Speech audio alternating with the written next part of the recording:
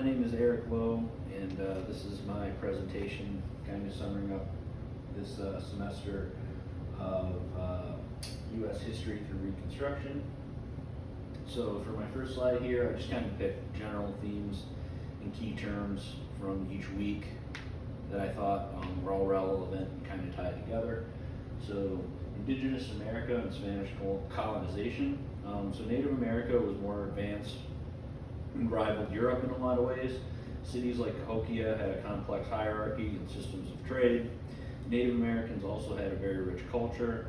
There are myths that the native cultures were not that advanced and were spread out in nomadic tribes. This was in part by design. As a result of the fall of Cahokia, native cultures became more decentralized as a result of the fall of Cahokia. Spanish colonization and the Columbian Exchange. So Spanish colonization had many effects on America. One of the major aspects was the exchange of diseases, plants, and animals, known as a Columbian Exchange. The spread of European diseases drastically affected Native American population since they did not have any immunity to them. Also, the exchange of plants and animals would also drastically change the look of America. This introduced things like horses, which were seen as a staple of the American frontier. Conquistadors and the rationalization of colonization. So conquistadors were a major part of colonization. They came to America mostly to seek wealth and riches with the rationale of spreading Christianity. They justified, conquering places like North and South America because they believed they were saving these people's souls by spreading Christianity. They were sponsored by the Spanish government, though mainly to find wealth in the Americas. English colonization in the 17th century. So America post Spanish colonization. So as discussed before and in the key term lecture, there were myths that North America was a new world and largely uninhabited. This was partly true as the Spanish had spread disease prior to English colonization, which wiped out large amounts of the native population. Also, because of the fall of Cahokia, Native Americans reorganized their society to have less hierarchy and less central hubs. This added to the myth that North America was a land that was just kind of waiting to be taken. Bacon's Rebellion. Bacon's Rebellion was a significant class struggle in colonial America. In the primary source, Bacon's Declaration to the People against Sir William Berkeley, he details the corruption in colonial America. Bacon believed that Berkeley was giving all the farmland that could be used for tobacco to his friends, while also limiting expansion of new farmland. Berkeley did not want the expansion of new farmland because he was also profiting from a fur trade with the Native Americans. After this rebellion, the people in power realized that both poor whites and poor blacks were unified under the issue. In an effort to prevent this in the future, they started implementing laws that separated poor whites and poor blacks. This made poor whites feel superior and made it harder for poor people to unify under a single banner that transcended race, religion, and the profit jump together. This describes a Puritan worldview when it comes to their colonial ambitions. They believed there was a synergy between their religious beliefs and the pursuit of economic success. They were mostly middle class and upper class. This idea has its roots in the idea of the Protestant work ethic. This philosophy meant that being good at your job was a way of honoring God. Slavery and the slave trade in the English colonies.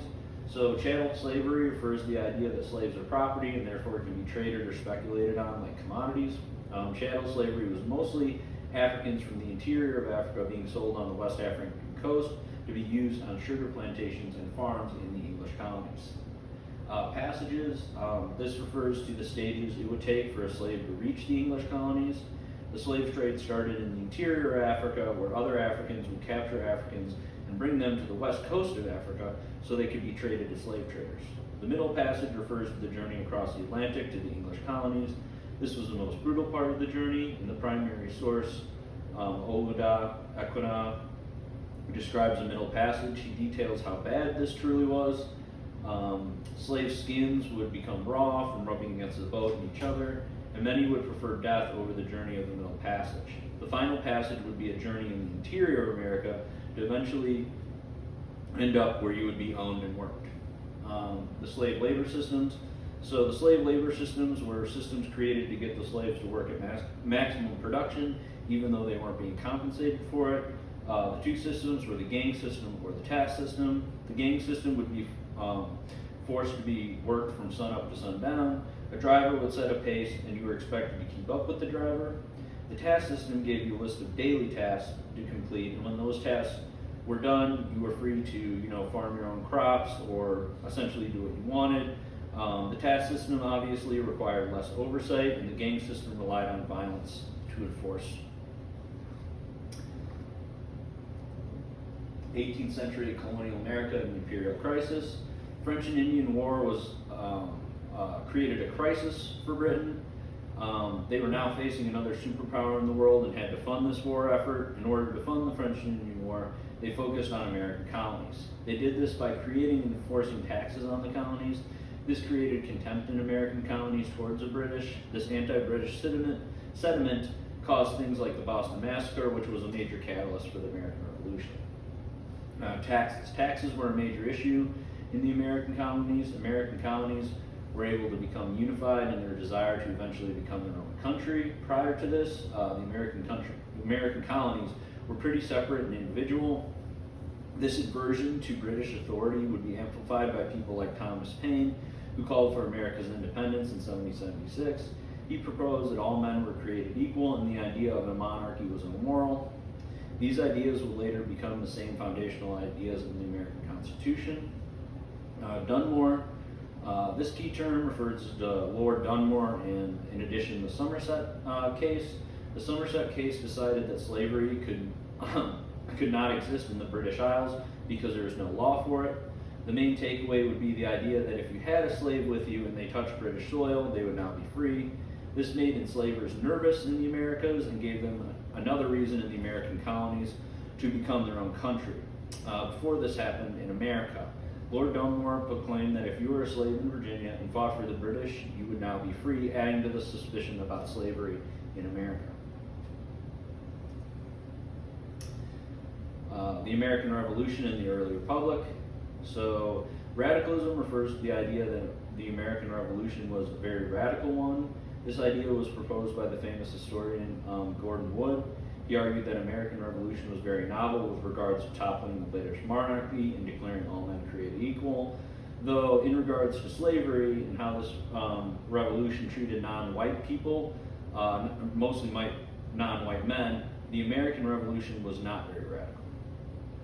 James Madison. James Madison was a key part in the founding of America. He studied republics and used his knowledge to help write the Constitution and the Bill of Rights. He got rid of the Article of Confederation and was worried about government overreach. He believed a large and diverse republic would work in America. He also set the precedent for the separation between church and state. In the primary source, James Madison Memorial Remonstrance Against Religious Assessments, he argues that religion should not be supported by the state and should stand on its own.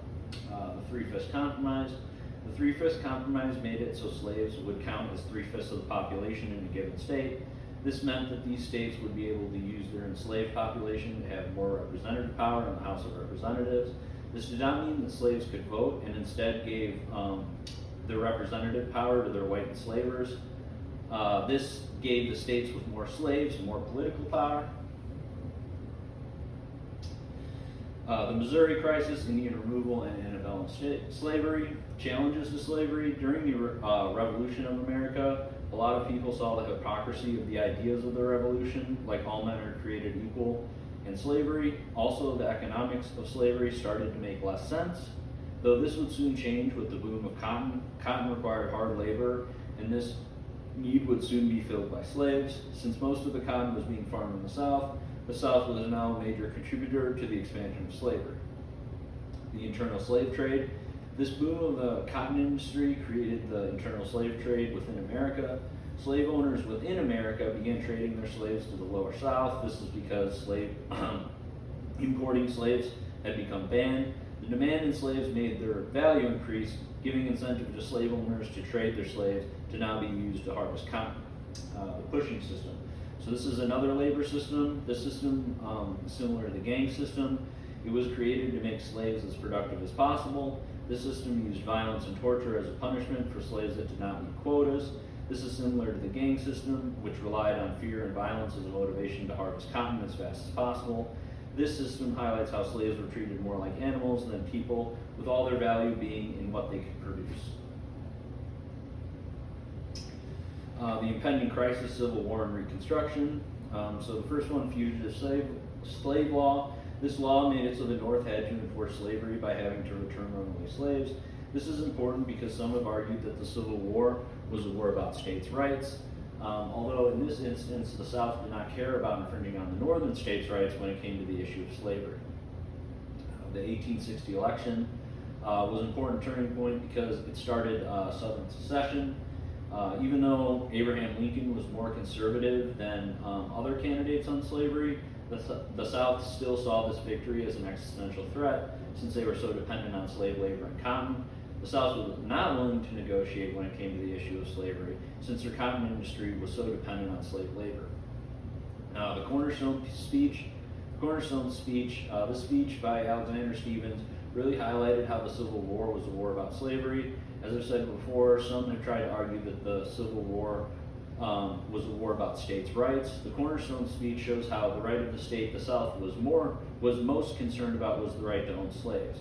In this speech, he argues that slavery is a natural state of black people because they are inferior. This racist idea was used to justify slavery, which the South was dependent on. So that is it. I hope you enjoyed. I hope this kind of summed up, the general ideas of the class. I know I enjoyed learning about a lot of this stuff. I thought it was pretty interesting how it corresponds even to modern day America. And so with that, thank you.